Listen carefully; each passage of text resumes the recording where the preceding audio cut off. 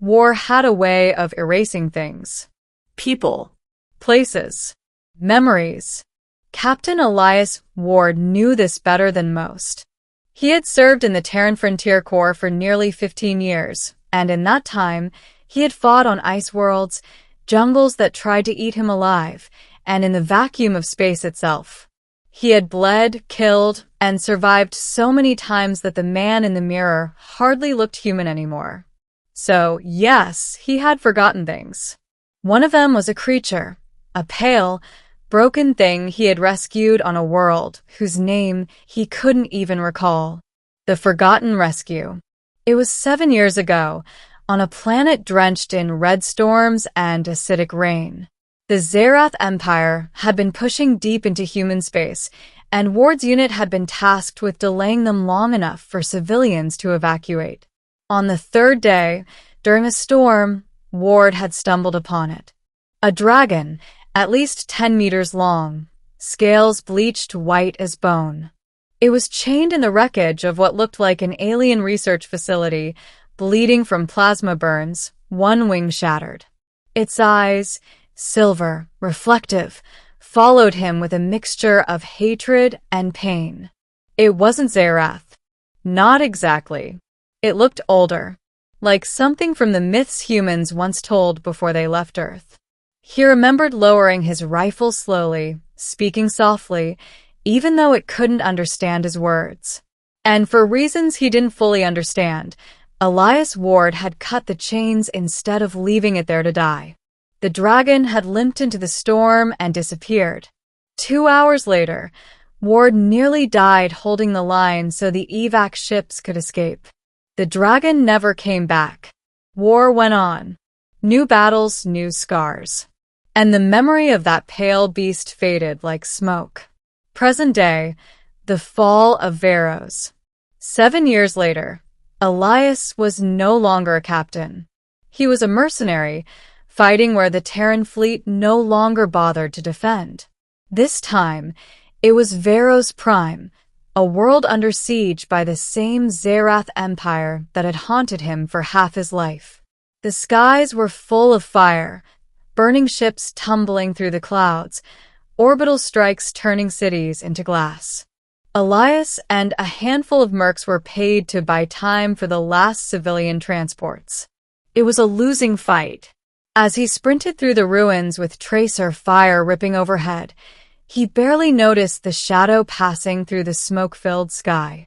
Probably another dropship, he thought. Or maybe a Zerath gunship coming to finish them off. Then the roar came. Not mechanical. Not alien gunfire. A living sound, deep and furious, shaking the ground beneath his boots. The return. It came through the clouds like a ghost. White scales gleaming against the firelit sky. Wings vast enough to darken entire streets. Eyes like molten silver locking onto him through the chaos. Elias froze. No way, he muttered. The dragon slammed into the Zerath gun line like a meteor, its claws shearing through armor, its breath some kind of burning plasma, washing over soldiers and mechs alike. The air turned into a storm of screams and fire. "Ward!" one of his mercs shouted. "What the hell is that thing?" He didn't answer. He couldn't, because the creature wasn't just killing Zerath troops. It was shielding him, its massive body always between Elias and incoming fire, tails sweeping aside drones that tried to flank him. And then, only then, did he remember. The pale, dying creature in the storm. The chains. The broken wing. The one he had saved. It had come back. For him. Breaking the siege. With the dragon tearing through enemy lines, the humans rallied. Elias grabbed a fallen railgun, took position behind the beast's massive foreleg, and started firing. It felt insane.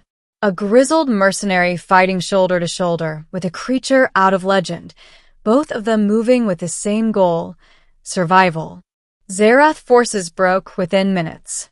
What had been a siege became a massacre. The dragon tore apart the last gunship, hurling it into a burning tower, then landed beside Elias with a thunderous crash. It lowered its head. Those silver eyes locked onto him again, waiting. The bond.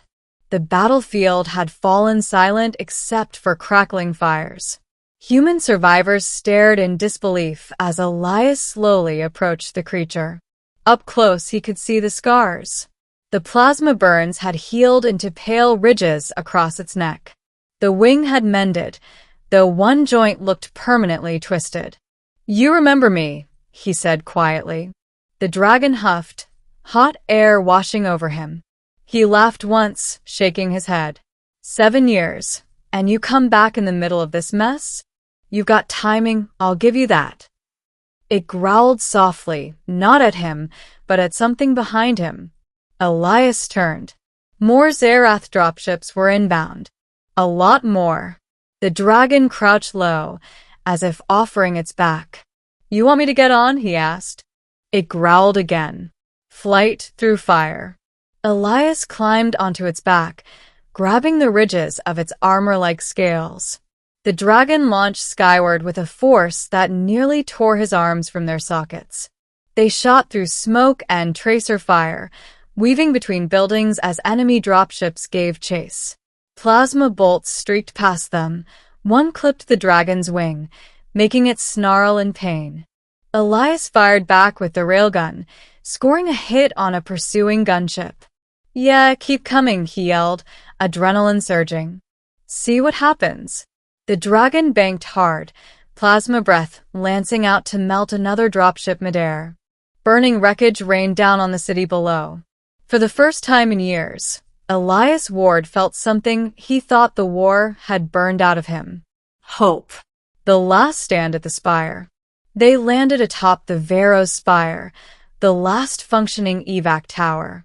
Hundreds of civilians were still rushing into transports as Zerath forces closed in. The dragon roared, a sound that rolled across the city like thunder, making even the invaders hesitate. Elias jumped off its back, rallying the evac troops. "Get those ships in the air.